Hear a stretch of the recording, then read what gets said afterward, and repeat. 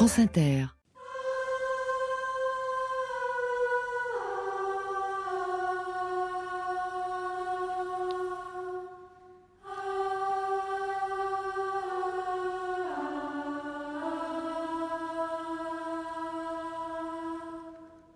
13 mai 2013, Daft Punk publie Random Access Memories, 4e et dernier album du duo. Dans une interview pour Les Inrecuptibles au moment de la sortie, Guy Manuel de Homem Christo déclare « On a connu l'échec critique à chaque disque. Là, les journalistes ont l'air d'aimer, c'est louche. Ça ne va jamais marcher. » 12 mai 2023, Random Access Memories fête ses 10 ans et l'album est déjà culte grâce à ses tubes, ses 5 Grammy Awards, l'ampleur de son ambition qui marie musique symphonique, rock, soul, funk, disco, électro. En gros, toute l'histoire de la pop. Pour la toute première fois, depuis la fin de leur collaboration, Guy Manuel de Homem Christo et Thomas Bangalter racontent l'épopée de cet album en exclusivité pour cette émission. Grâce à eux, je vais aussi pouvoir vous faire écouter des documents jamais diffusés sur les coulisses du disque, tandis qu'une réédition paraît avec des bonus copieux et passionnants. Au cours de cette heure, vous entendrez aussi Nile Rodgers, Florian Lagata, ingénieur du son, et Julian Casablancas. Alors que l'intelligence artificielle commence à envahir nos vies, l'album dont on va explorer les coulisses raconte et espère que la technologie ne gagnera pas la partie. Bienvenue dans ce totémique hors-série 2013-2023, une histoire de Random Access Memories.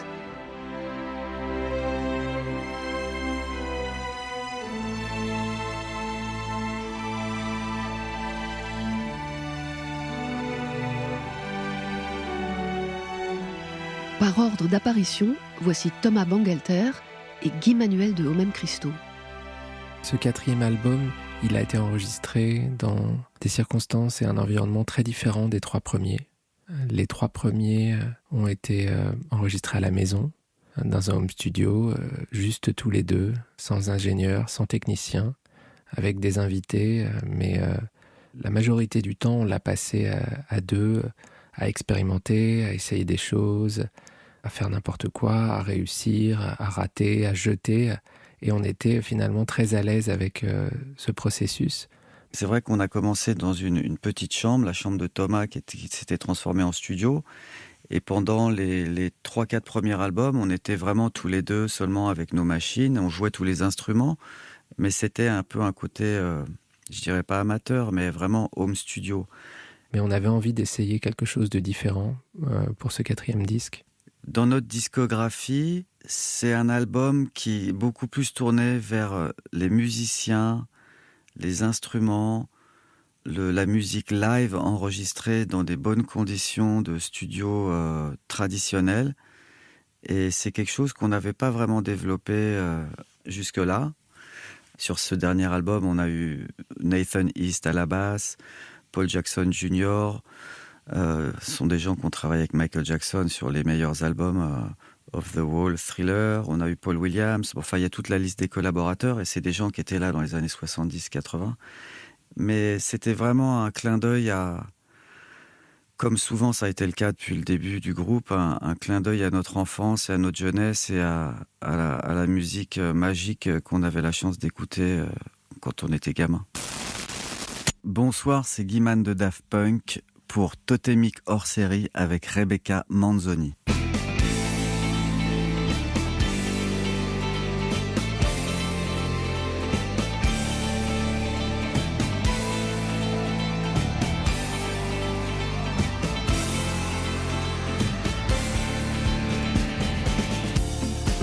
J'ai retrouvé des photos de 2008 en fait, du tout début des sessions en fait. Le début des sessions d'enregistrement de Random Access Memories ? Ouais. Je vous présente Florian Lagata. Il est ingénieur du son et l'un des artisans majeurs de l'album Random Access Memories. Je l'ai retrouvé au studio Gang, au sud-est de Paris, là où Thomas Bangalter et Guy Manuel de Homem Christo ont leurs habitudes. Ils ont découvert le studio Gang en 2008. Florian Lagata. À la fin de la tournée E-Live, en fait, voilà, je pense qu'ils cherchent un endroit qui soit ailleurs qu'à la maison, finalement, parce que parents, avec de jeunes enfants, etc., il y avait besoin d'avoir un espace de création et de jeu qui soit un peu plus grand. On s'est rencontrés à ce moment-là, donc en 2008, dans un studio, là à Paris, qui était vraiment un peu le temple du vintage, avec une console de 1974, des micros qui sont des années 40 ou plus récents, des années 70. Et petit à petit, je pense que le concept de renouer en fait avec les grands studios de légende est arrivé au fur et à mesure en fait. Pourquoi il y avait cette envie de renouer avec la fabrication de la musique dans des studios de légende, justement ? Alors, il y a une autre étape fondamentale qui est arrivée et qui a tout décidé en fait, je pense. Donc on va y venir. Tadam !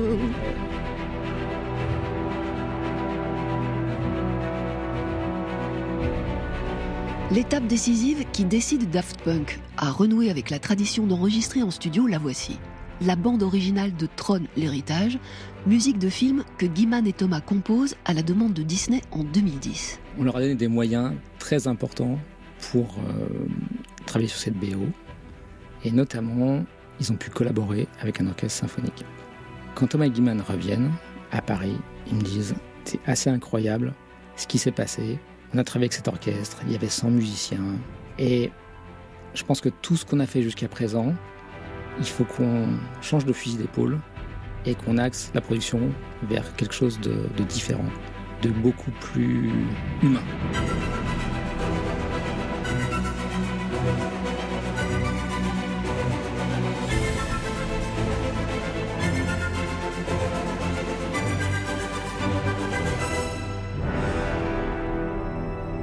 Thomas Bangalter. Donc en début 2008, on rentre en studio pour commencer des séances d'enregistrement dans un studio d'enregistrement professionnel. C'est la première fois qu'on allait faire ça. Et on commence à faire des maquettes. Et après quelques mois, on fait une pause pour faire la musique de Tron. Et après cette aventure de Tron, quand on se remet à travailler sur les maquettes, on a le désir de transformer ces maquettes et d'en faire une vraie aventure collective avec des ingénieurs, des musiciens de studio, des musiciens invités, des interprètes, un orchestre, une chorale, des bruiteurs, de créer comme ça. C'était finalement très ambitieux. On était très enthousiastes, on voulait expérimenter plein de choses. Et là, le temps qui était d'habitude notre allié a pu peut-être à un moment devenir presque comme un ennemi parce qu'il s'est étiré, les séances d'enregistrement sont devenues un petit peu tentaculaires, ça partait dans tous les sens, on essayait plein de versions différentes, on a enregistré des parties d'orchestre pour toutes les chansons et on avait beaucoup de matériel, on accumulait de plus en plus de matériel sonore. Et ce qui nous a vraiment sauvés, j'ai l'impression, c'est de suivre notre intuition, de continuer à la suivre. Et à la fois, on avait vraiment conscience de la générosité de toutes ces équipes et de toute cette équipe. On n'avait pas envie surtout de décevoir tous ces gens qui nous donnaient tant, mais il fallait qu'on puisse quand même faire confiance à cette intuition qui dit bah là, non, finalement, cette partie d'orchestre, pour ce morceau, on va pas la garder, ou ce morceau, on va finalement pas le terminer. Et c'était un vrai soulagement d'arriver à bon port, parce que le processus, il est devenu assez labyrinthique à un moment donné. Voici plusieurs sessions d'enregistrement du morceau Give Life Back to Music avec un orchestre symphonique. Il a finalement été retiré pour la version finale.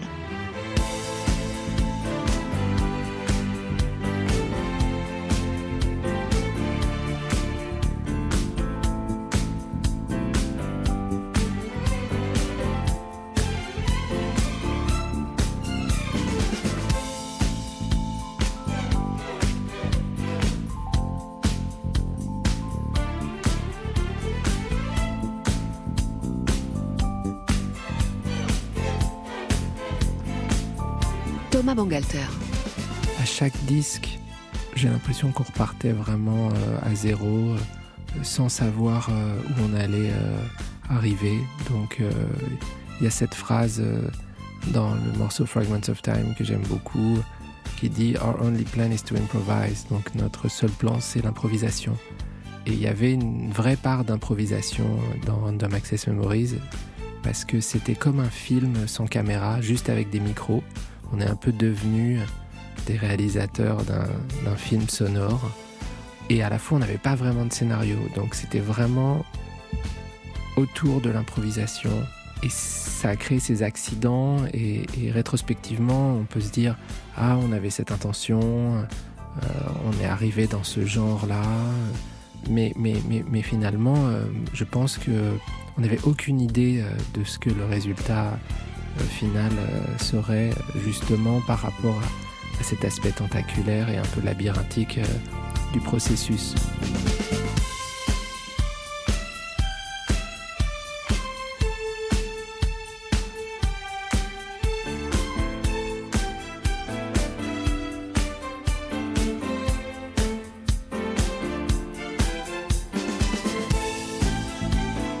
Après ces 4 ans de travail, pour garder cette spontanéité et cette simplicité, c'est vraiment les 2-3 derniers mois, pendant le mixage et un petit peu avant le mixage, où avec Guy Manuel, on s'est assis tous les deux dans une petite pièce, un studio, et où on a créé le disque avec tous ces éléments et fait des chansons et simplifié les morceaux pour arriver à en tirer quelque chose de clair et de pas complètement inécoutable en fait.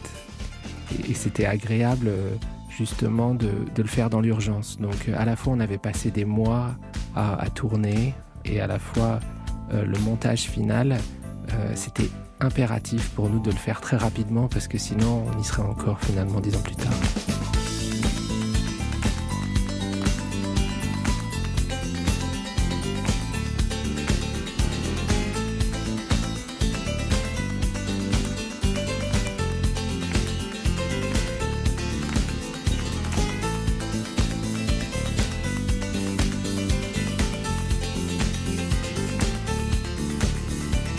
Et alors, dans le processus de fabrication de la musique, si on écoute par exemple la bande démo qui vient de paraître là sur la réédition de Give Life Back to Music, on a l'impression que c'est des musiciens qui sont dans le studio et qui font un bœuf en fait. Florian Lagata, ingénieur du son. Alors effectivement, avec ces musiciens de talent, un canevas est donné, un canevas harmonique et une trame de morceaux. Et ensuite, on peut finalement un peu improviser, comme en jazz finalement. Les musiciens sont poussés pour s'exprimer au maximum. Voilà. C'est-à-dire qu'il y a une totale liberté d'interprétation pour que la personnalité de chacun s'exprime et ne soit pas comprimée. Souvent en pop, on peut demander aux musiciens de jouer quelque chose de très très précis, mais qui peut être un peu frustrant. Là, finalement, il y a une grande liberté de jeu, mais tout est toujours dirigé par Guy-Man et Thomas qui vont écrire les parties ou chanter, mais ensuite l'interprétation va être sublimée par chaque interprète. Voilà.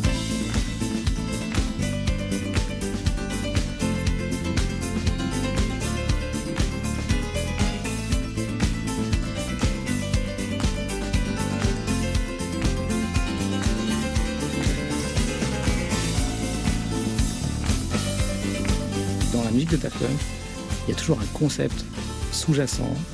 Une fois que le concept est là, Thomas et Guy-Man finalement ont des idées très personnelles et à un moment il y a une synergie qui arrive, une synchronisation de leurs idées et là le concept peut commencer et ensuite il est traduit en musique. Alors comment on pourrait l'énoncer ce concept pour Random Access Memories?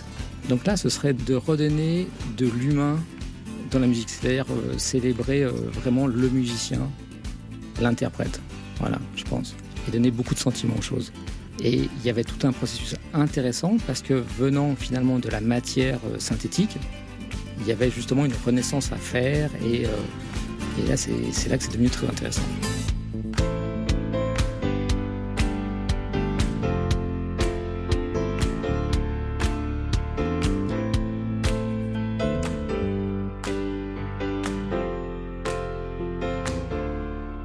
Comme on parlait de l'importance de la musique symphonique, notamment dans la composition de la bande originale de Tron, quelle est la place de la musique symphonique dans cet album ?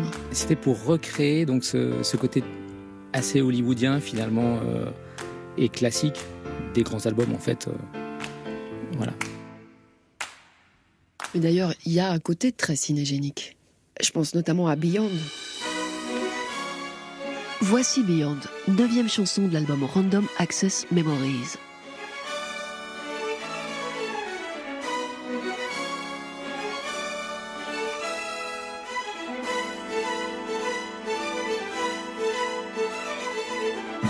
On est au cinéma, Oui. c'est le début du film, Exactement. et il y a un lever des rideaux, quoi. Exactement. Beyond, c'est vraiment l'ouverture du film au cinéma, avec l'envie de recréer un petit peu ce côté MGM.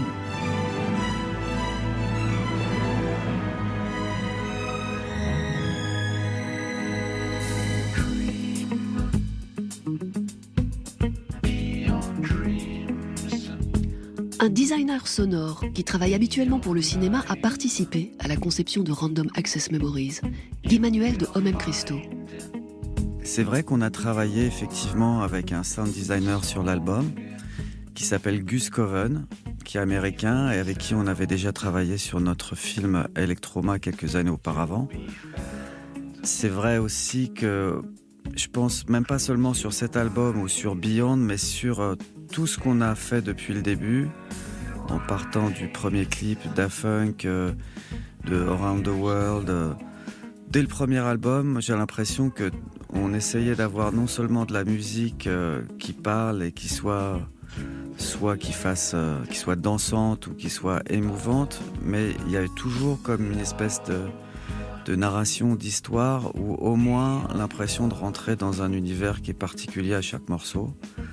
Si on prend par exemple Veridisco, c'est hyper cinématique pour moi, mais c'est la même chose pour Contact par exemple, ou sur plein d'autres morceaux. C'est vrai qu'on a toujours été très fans de cinéma, Thomas et moi, et qu'on a essayé de mêler la musique et les images depuis le premier projet en fait. Mais dans le disque, il y a aussi un côté solaire, hédoniste. Ça vient d'où ça ? Parce que c'était pas vraiment l'ambiance à l'époque, quand l'album est sorti, en 2013. Ça correspond plus à l'humeur des années 70. Effectivement, à cette époque, on a trouvé que ce qui nous touchait le plus, ou en tous les cas, ce vers quoi on voulait se tourner un peu de façon, pas passéiste, mais on a toujours adoré la période des années 70, fin 60, 70 et début 80, et particulièrement autour de 75-80, comme un album comme Hotel California des Eagles, ou alors les albums de Fleetwood Mac, Quincy Jones aussi à l'époque, même si c'était un autre style plus funky. Mais disons qu'il y a une espèce d'âge d'or à mon goût. C'est cette période de ces albums mythiques, assez épiques de la fin 70, où les techniques d'enregistrement, les musiciens, les instruments, il y avait une conjoncture qui fait que je trouve que c'était un son assez universel et assez, en français ça serait éternel, mais timeless, sans temps. C'est-à-dire que on écoute certains morceaux de Quincy Jones de 78, 79 jusqu'à 82 avec Michael Jackson Thriller, ou les Eagles, ou Steely Dan, où il y a toute une liste de ces groupes-là à cette époque qui avaient un son très cristallin, très bien enregistré, avec des super micros, du super matériel. Et à mon goût, en tous les cas, c'est une période qui donne à la musique un côté intemporel. Florian Lagata, ingénieur du son. Et qui plus est, comme ils avaient beaucoup utilisé des samples d'artistes, de funk, de disco, etc. C'est-à-dire des échantillons de morceaux. Ouais, exactement.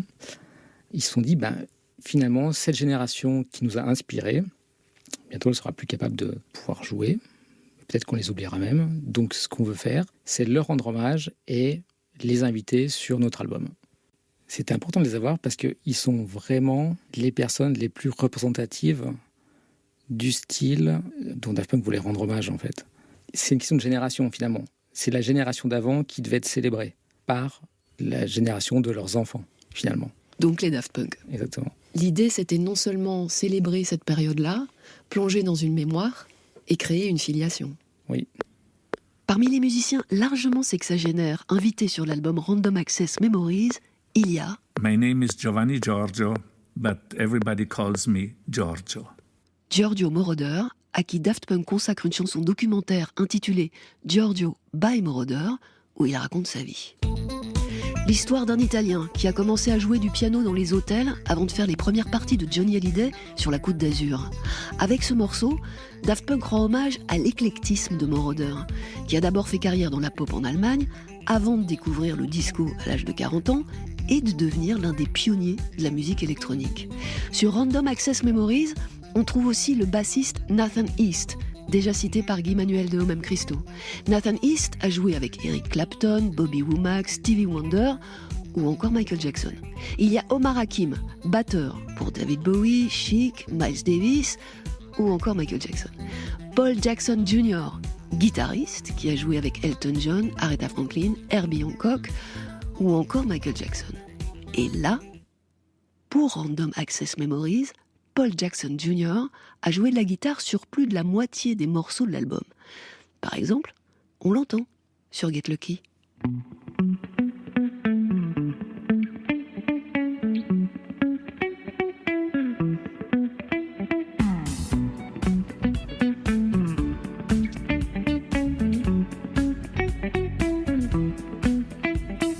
Comme vous savez, c'est Pharrell Williams qui assure le chant de Get Lucky. Voici ce qu'il racontait il y a 10 ans pile dans une des vidéos de présentation du disque. J'ai vu les robots à une fête de Madonna et ils m'ont dit « On est occupé pour le moment et on n'est pas du tout dispo ». Je leur ai dit « Ok, mais quoi qu'il arrive, sachez que si vous avez besoin de moi, même si c'est pour jouer du tambourin, je suis là ».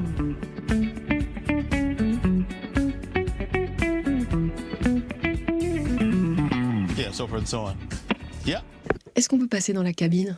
Oui. Retour au studio Gang à Paris avec Florian Lagata, ingénieur du son pour l'album Random Access Memories. Donc là, on est dans la cabine d'enregistrement du studio Gang. On a un micro devant nous. C'est ici que la prise de voix de Get Lucky par Pharrell Williams a été faite ? Exactement. Pharrell est venu à Paris pour interpréter Get Lucky. Et Get Lucky, tel qu'on la connaît, est vraiment née ici en termes de chansons. Voilà. Elle était restée longtemps donc un instrumental, et ensuite il a fallu la construire pour qu'elle devienne une chanson. Et c'est dès que Pharrell est arrivé que tout s'est agencé, en fait.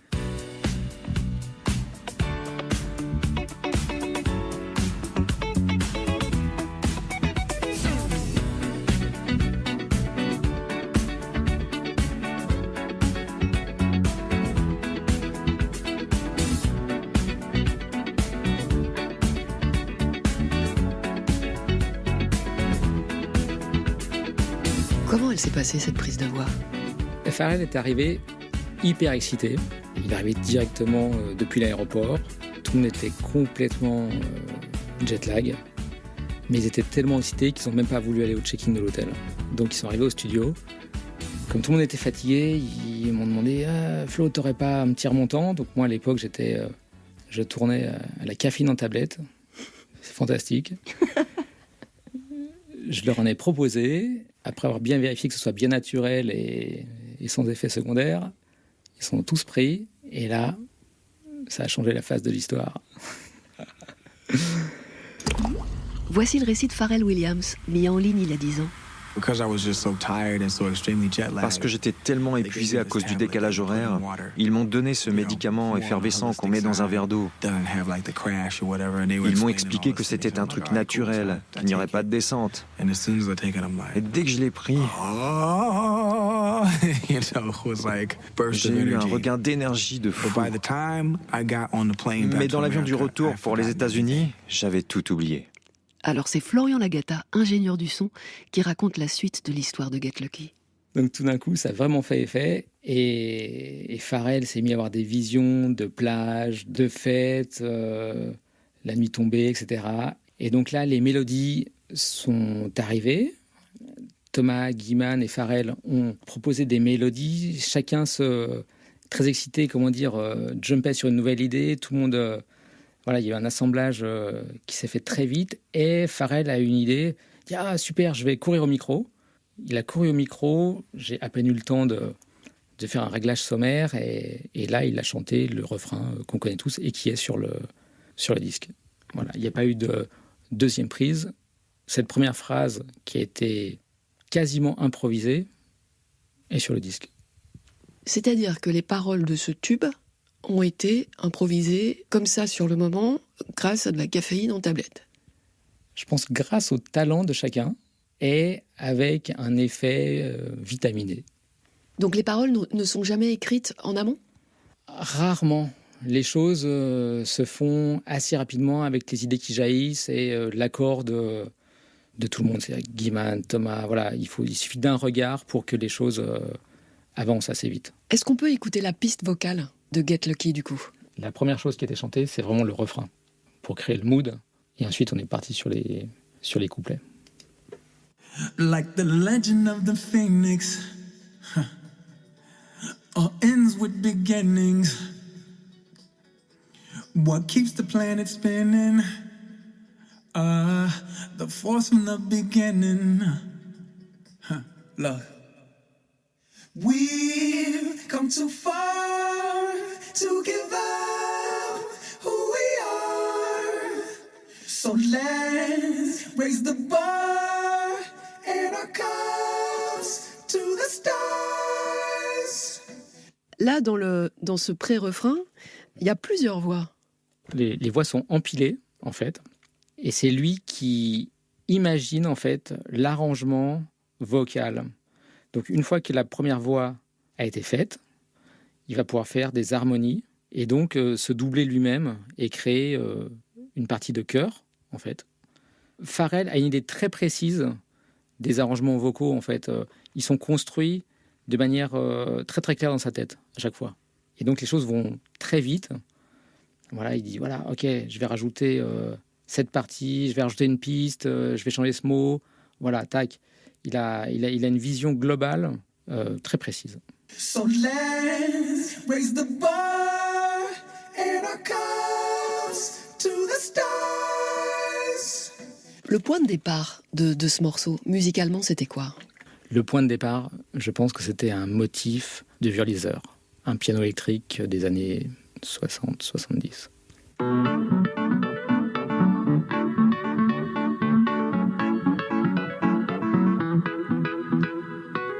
Donc c'est parti de ça. Ouais. Et après ? Donc on imagine ce motif en boucle et ensuite la rythmique s'adjoint. Avec la batterie et la basse de Nathan East.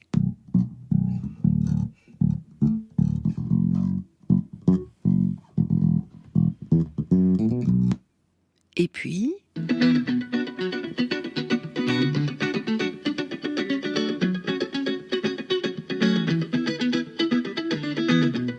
la guitare de Nile Rodgers.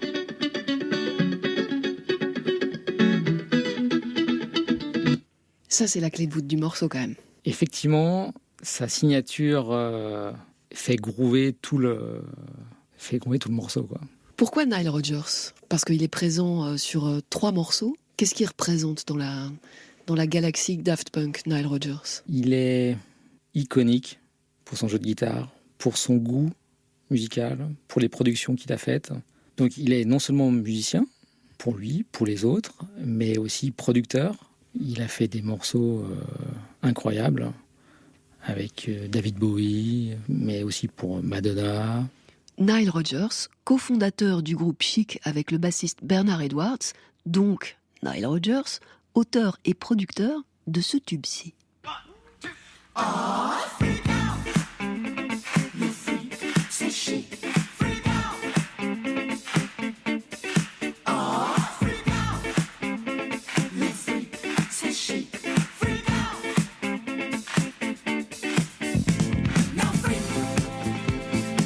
Hello? Hello, hi Nile. Great. Hi, how are you? Fine and you? Nile Rodgers arrive dans vos oreilles et sur mon écran d'ordinateur. Il est à Londres et nous nous parlons par Zoom. Pour Random Access Memories, Guy Manuel de Homem Christo, Thomas Bangalter et lui se sont retrouvés à New York dans un lieu mythique, le studio Electric Lady, le studio de Jimi Hendrix. And the studio, I told Thomas, I said, yeah, Et j'ai dit à Thomas, tu te rends compte, on est dans le studio où j'ai enregistré. C'est là où on a fait notre premier single. Il m'a dit, quoi ? Il ne m'a pas seulement demandé comment on fait un disque de chic, il a aussi insisté pour que j'apporte ma guitare transparente en plexiglas, pour que j'ai à la fois ma guitare Hitmaker, la faiseuse de tubes, et puis celle, vous savez, qui était transparente. Parce que quand les Daft Punk étaient jeunes, ils nous voyaient jouer avec les deux. Ce qui s'est passé, c'est qu'ils m'avaient joué une chanson. Et moi, les démos, c'est pas tellement mon truc. J'avais vraiment pas écouté grand-chose avant d'arriver au studio. Et quand je suis arrivé au studio, j'ai écouté la chanson. Et rapidement, j'ai bien compris où ça devait aller. Je trouvais que leur groove n'était pas encore en place. Alors je leur ai demandé de rendre muets tous les instruments pour que je puisse jouer avec la batterie seule. J'avais bien le motif en tête et j'avais envie de jouer en mettant le groove en place à ma manière. Est-ce que vous saviez tout de suite sur combien de morceaux de l'album vous alliez jouer ? Ah non, je pensais que c'était une. Mais ce qui s'est passé, c'est que après l'avoir enregistré, ils ont trouvé que ça marchait tellement bien. Ils m'ont dit, tu pourrais pas faire la même chose pour d'autres chansons. Et donc j'ai travaillé sur d'autres. Même chose, retirer tous les autres instruments pour trouver ma partie, mon rythme, et pour proposer un groove. Mais je pense que la première a dû être Get Lucky, parce que c'est celle, je crois, pour laquelle le groove ne me semblait pas correct. Et Daft Punk, je pense, apprécie vraiment ce que c'est que le groove. Et si jamais vous trouvez le groove simple, avec un ou deux instruments, que le funk est là, ça fonctionne pour eux. Mais trouver le groove simple, j'imagine que c'est pas facile. Qu'il faut jouer peut-être longtemps, il faut faire beaucoup de jam sessions. C'est ça qui est marrant, oui. Quand on a commencé au tout début, quand j'avais vraiment compris la structure de la chanson, j'ai écrit comme ça un plan, un peu de ce que j'allais faire. Et Guy Manuel, il me regardait un peu bizarrement parce que je commençais toujours un petit peu à inventer des choses. Et il ne se rendait pas compte que j'étais en train d'être à la recherche du groove parfait à travers plein d'essais. Et il était cool, mais je crois qu'il commençait à être un petit peu en colère. Il y avait de la tension de sa part. Et puis à un moment, quand je me suis rendu compte que voilà, ça y est, voilà où j'allais.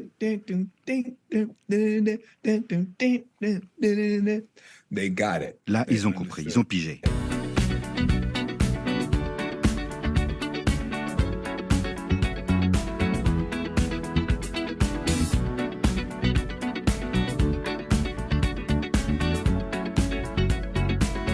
Like the legend of the phoenix, all ends with beginnings. What keeps the planet spinning? The force from the beginning. Love. We've come too far to give up who we are. So let's raise the bar and our cause to the stars. She's up all night to the sun. I'm up all night to get some. She's up all night for good fun. I'm up all night to get lucky. We're up all night to the sun. We're up all night to get some. We're up all night for good fun. We're up all night to get lucky. We're up all night to get lucky. We're up all night to get lucky. We're up all night to get lucky. We're up all night to get lucky.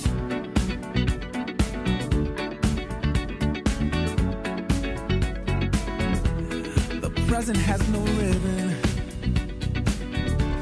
Your gift keeps on giving.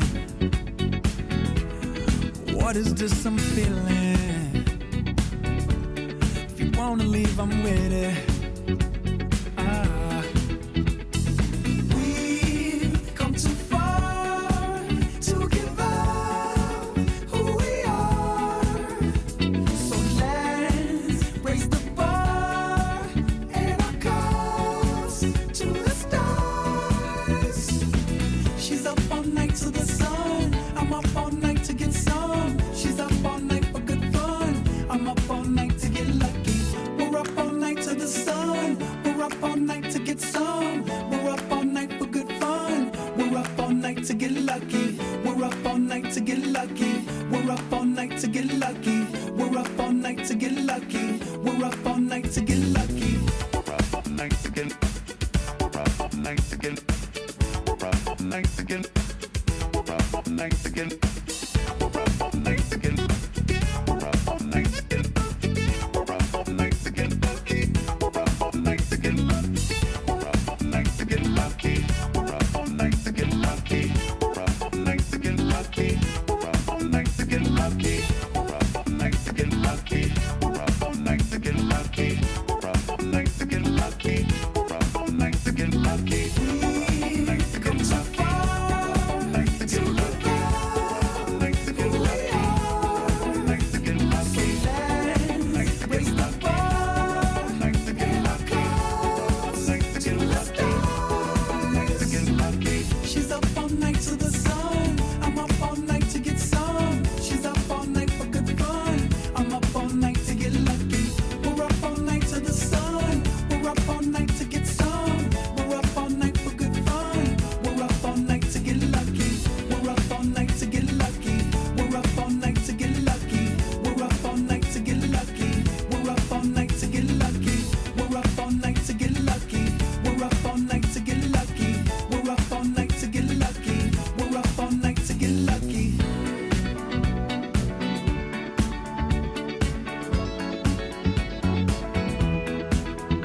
I got it. Nile Rodgers, sur France Inter. La discographie de Daft Punk, elle a très largement participé au retour du disco. J'aimerais que vous précisiez ce que représentait cette musique à l'époque, quand elle est née, c'est-à-dire dans les années 70, Nile Rodgers. Well, that kind of music politically represented C'était surtout everything. I mean, politiquement quelque chose qui représentait everything from tout. women's rights, le droit des femmes, to people of color, le droit des Noirs, poor people, les pauvres, It was just, sexual identity issues. sur les problèmes et les questions d'identité sexuelle, tous ces problèmes-là de l'époque. Et c'est pour ça, je crois, que dans mon cœur, je crois que le disco a été la musique la plus politique. Parce que tout le monde s'est trouvé rassemblé. Et regardez aujourd'hui, le monde est divisé, les gens sont divisés. Qu'est-ce qui se passe? Qu'est-ce qui se passe? Mais pendant les années disco, tout le monde se rassemblait. Tout le monde recherchait la paix, l'harmonie. On cherchait l'amour, on cherchait le sexe, l'excitation, le plaisir.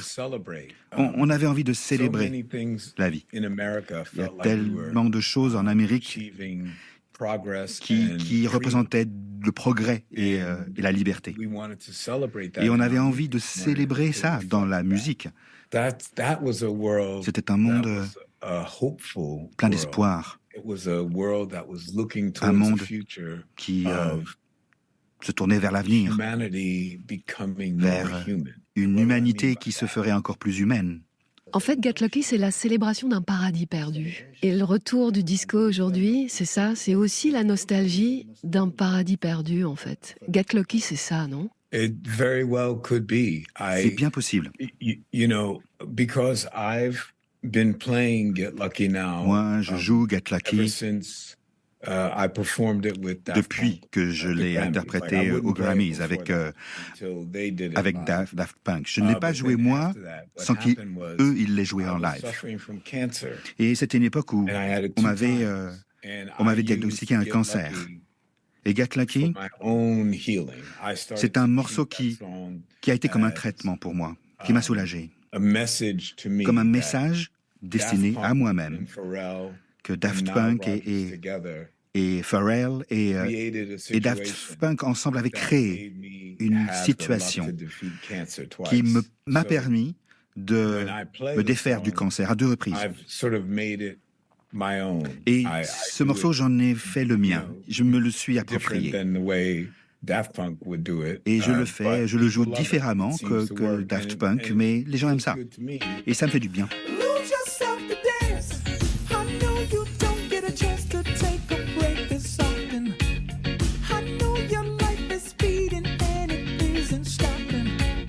Here, take my shirt and just go ahead and wipe up on the sweat, sweat, sweat. Lose yourself to dance. Lose yourself to dance. Lose yourself to dance. Lose yourself to dance.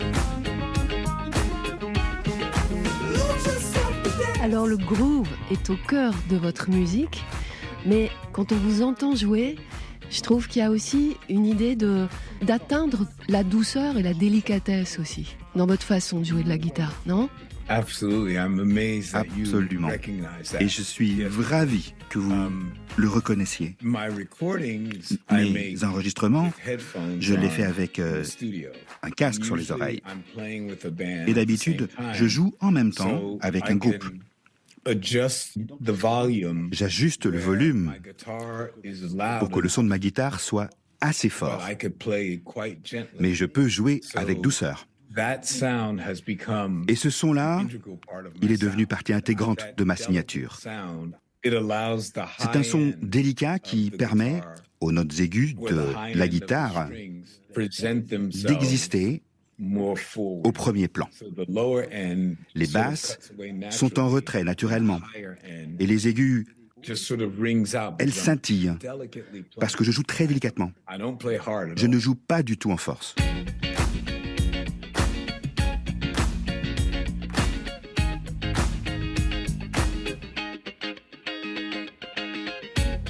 I know you don't get a chance to take a break this often. I know your life is speeding and it isn't stopping. Here, take my shirt and just go ahead and wipe up on the sweat, sweat, sweat. Lose yourself to dance. Finalement, vous avez travaillé avec beaucoup d'artistes français. Il y a Daft Punk, il y a Claude Nougaro, Étienne Dao, Sheila. Pour quelle raison ? We were called Chic. Parce que vous vous appelez Chic. Merci beaucoup, Nile Rodgers. Thank you. Bye bye. Lose yourself to dance. Lose yourself to dance. Lose yourself to dance. Lose yourself to dance.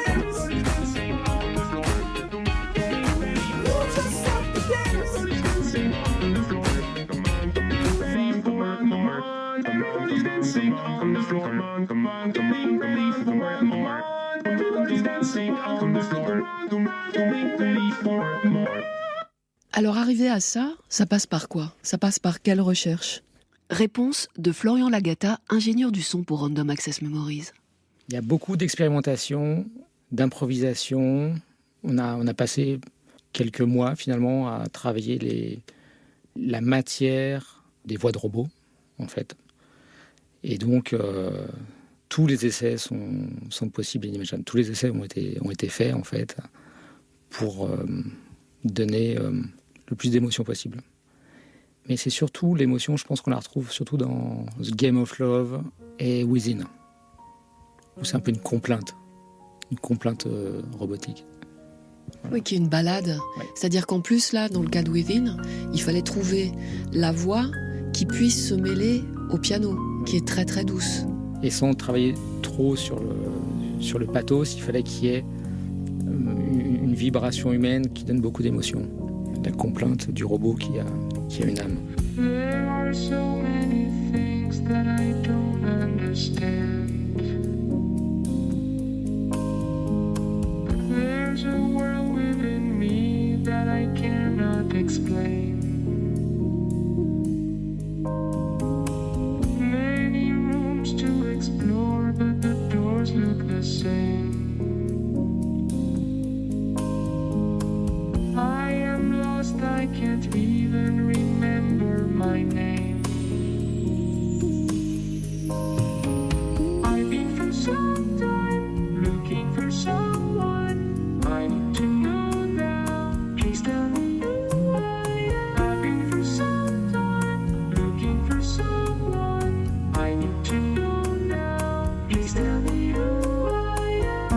Paul Williams, Todd Edwards, Panda Bear, Pharrell Williams et Julian Casablancas sont les interprètes de chair et d'os de Random Access Memories. Et pour ce qui concerne les deux derniers, Pharrell Williams et Julian Casablancas, le disque a été l'occasion d'essayer de nouvelles choses vocalement. Julian Casablancas y chante beaucoup plus aigu que d'habitude et Pharrell Williams change de registre. D'où cette question à Guy Manuel de Homem Christo. Est-ce que vous les avez guidés ou encouragés dans ce sens ? On les a pas du tout guidés, encouragés, c'est sûr, mais je pense qu'il y a quelque chose qui se passe en général, qui se passait quand les collaborateurs venaient travailler sur cet album et même avant ça. C'est-à-dire que en général, on travaille avec des gens qui connaissent notre musique et qui souhaitent y participer. C'est la même chose de notre côté et ça fait que quand on se retrouve dans la même pièce, assez naturellement, la musique sort d'elle-même. Et que ça soit le cas pour Pharrell, pour Julian ou pour Abel du groupe The Weeknd, avec qui on a travaillé plus récemment, c'est à chaque fois sur place, en studio, quand on leur fait écouter en général le morceau sur lequel on voulait les avoir, quand on leur fait écouter pour la première fois, il se passe une réaction un peu chimique où tout de suite, en général, ils ont réussi à trouver la mélodie, les paroles. Il y a une dynamique comme ça qui se crée. Et souvent, en plus, ils veulent, comme je disais, ils veulent rentrer dans notre univers un peu et partager ça avec nous. Et c'est quelque chose de chimique, en fait. Et jusque-là, ça s'est toujours super bien passé. Même chose avec Kanye West, quand il était dans le studio et où même une fois, on lui a juste sorti un micro parce qu'il commençait déjà à chanter, à crier dans le studio. Et il fallait qu'on lui trouve tout de suite un micro pour choper le moment en vol, quoi. C'est assez fascinant et assez magique ce qui peut se passer quand les artistes se rencontrent comme ça. Et pourquoi vous avez sollicité Julian Casablancas ? D'ailleurs, parmi tous les interprètes, c'est le seul dont vous avez modifié la voix. Alors, on a sollicité Julian parce qu'on a toujours été des gros fans de rock. Et c'est vrai que pour moi, c'est un peu l'héritier direct de groupes que j'adore, de groupes surtout de New York dans les années 70, comme les Ramones, Suicide, Richard Hell and the Voidoids, Blondie, toute cette scène punk rock new-yorkaise.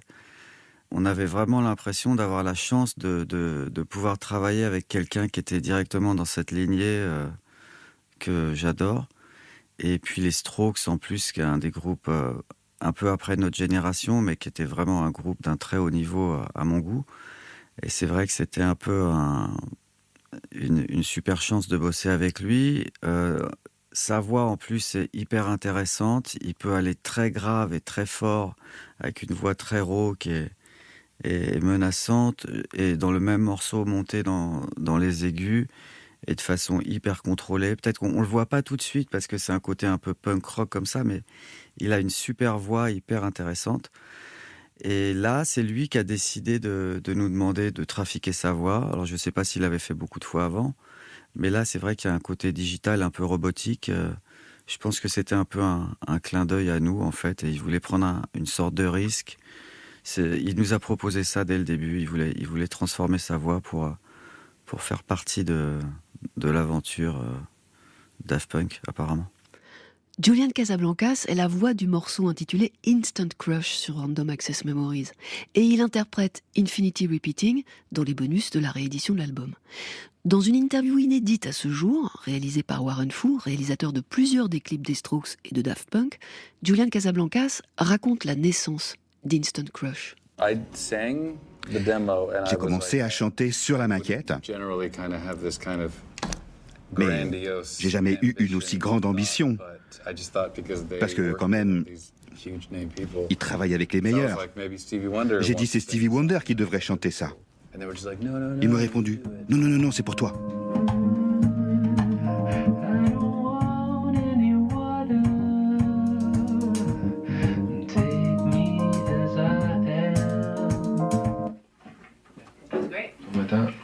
That's perfect. I mean, it's a super idea.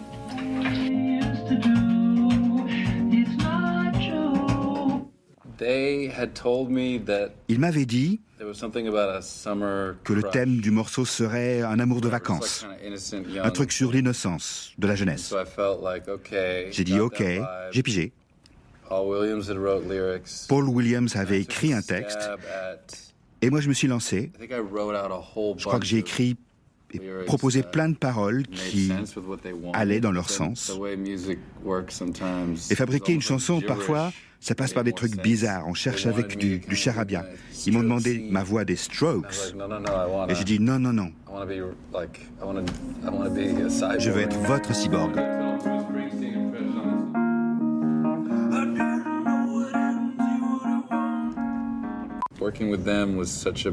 Travailler avec eux, ça a été une bouffée d'air frais. Ça m'a montré ce qu'une collaboration devrait être. C'est-à-dire qu'on s'apprécie, on se nourrit les uns les autres. Et ils sont vraiment marrants. Thomas, c'est le technicien, super enthousiaste.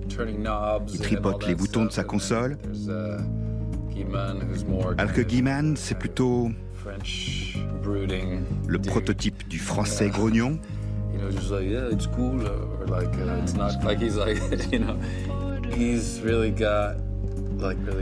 Mais il a vraiment très bon goût. Infinity Repeating, c'était la bonne chanson pour mettre un point final à Daft Punk pour toujours. Vous voulez que je vous dise quoi? La vérité ou le mensonge? La vérité est difficile à entendre.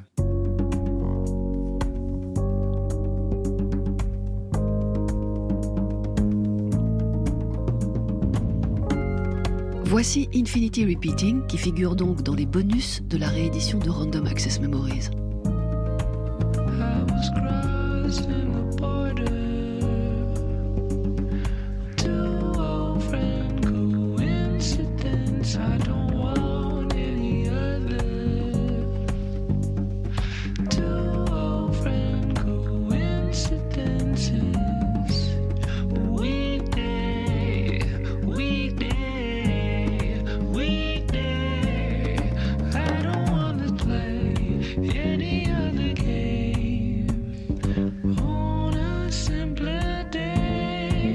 It's not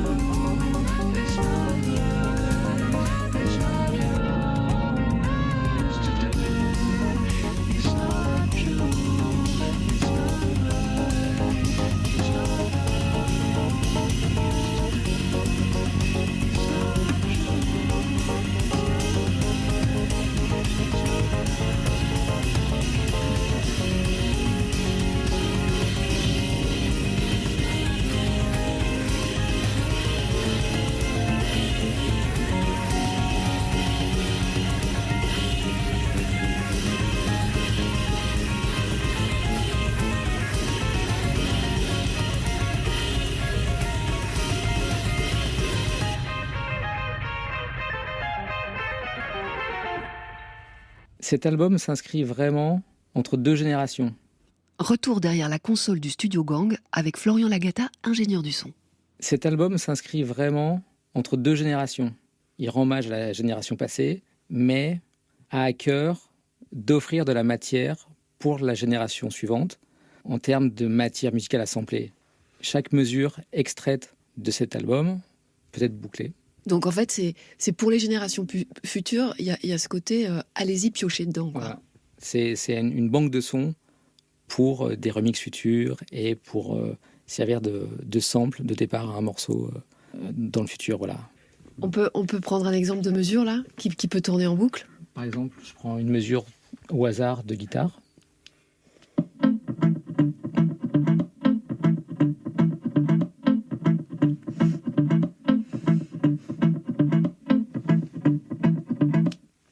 Voilà, ça c'est une seule mesure de guitare qui tourne sur elle-même en fait.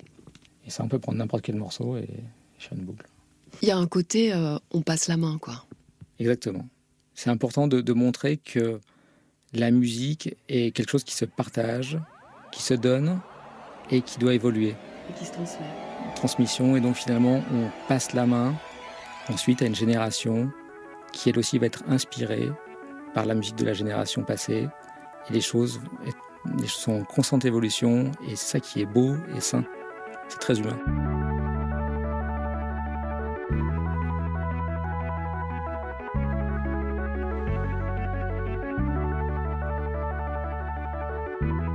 Thomas Bangalter.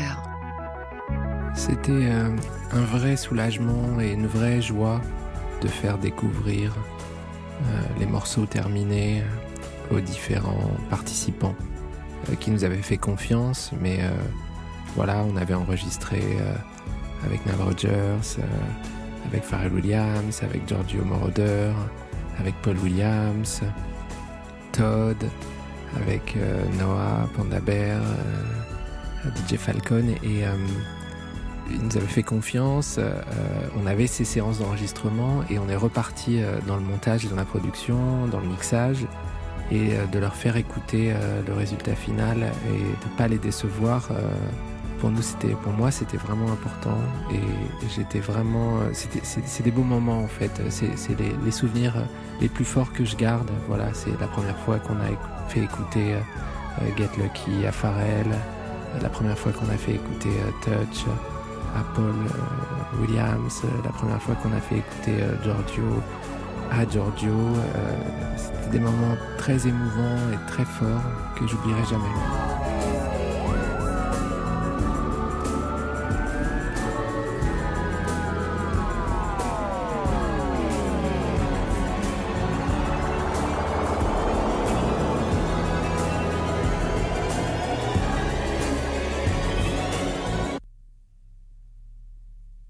Touch, sweet touch, you've given me too much to feel. Sweet touch, you've almost convinced me I'm real. I need something more, I need something more.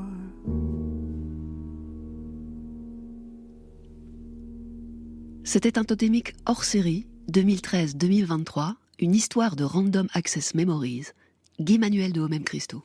J'ai l'impression que ce sont 10 années qui sont passées très vite, et quand j'en parle autour de moi et que je dis à mes amis Get Lucky à 10 ans, tu te rends compte, personne me croit en fait.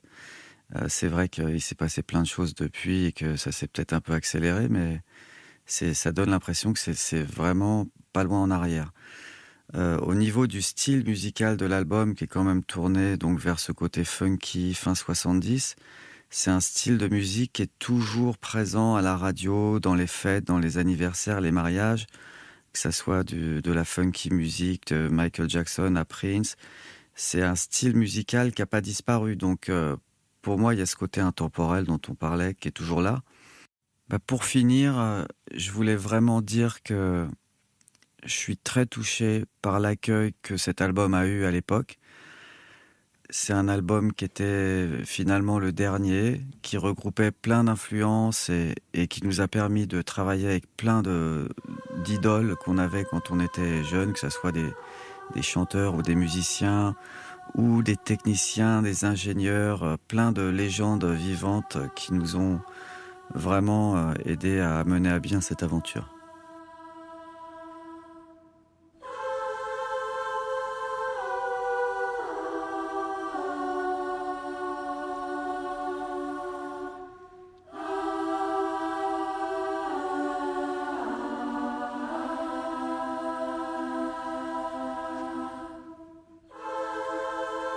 Merci à Guy Manuel de Homem Christo et à Thomas Bangalter d'avoir participé à ce récit et de m'avoir permis d'utiliser et donc de vous faire écouter des documents sonores totalement inédits. Merci à Florian Lagata pour l'accueil au studio Gang, où j'ai eu l'impression d'être une gamine dans un magasin de jouets fantastique, alors que c'est même pas Noël. Merci à Jocelyn Perrotin, directeur de la musique de France Inter, pour avoir la générosité de me mettre sur les bons coups. Merci à Emmanuel de Burtel, patron du label Because, et à Julien de Borger. Merci à Koy Nguyen, my partner in crimes, réalisateur de ce totémique hors-série. Merci à Lola Costantini pour le montage, la traduction, et à Siméon Brand pour le coup de main précieux. Merci à Harold Manning pour les traductions. Merci à Pascal Vestrelin, Clément Bermin, Antoine Teboul et Pauline Laverdure qui ont assuré la technique. Et un merci spécial et immense à Emmanuel Perrault.